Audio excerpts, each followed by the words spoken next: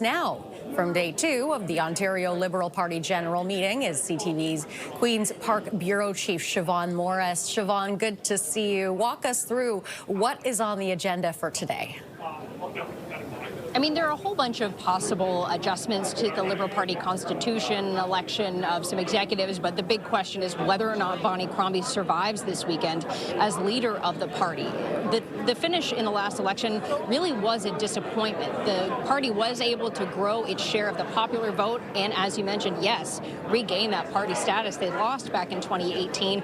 But she was really elected leader of the party on this promise that she could deliver the 905, the area just outside Toronto, for the Liberal Party because she had that name recognition as the mayor of Mississauga for many years. So that really didn't translate at the ballot box. And so now there are questions about whether or not to give Bonnie Crombie another chance, whether she can continue this project of turning the tide for the Liberal Party, or if maybe it's time to go in another direction. So the voting actually started yesterday. In just under an hour, we will hear from Bonnie Crombie making her pitch directly to delegates here at the meeting about why she should be given another chance to stay on, and something she says she absolutely can do. It's a task and a challenge she's willing to take on. And Siobhan, what's your sense on how likely Crombie is to survive this leadership vote?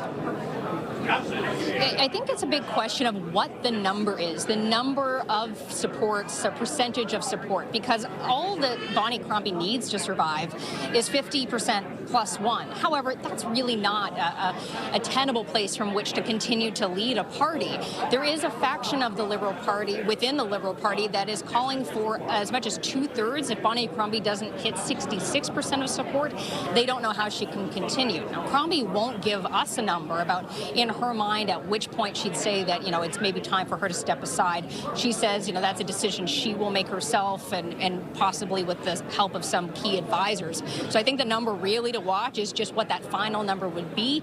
Even if she passes the 50% threshold, it's a big question about whether that's enough support, there's enough confidence within the party to continue backing Bonnie Crombie.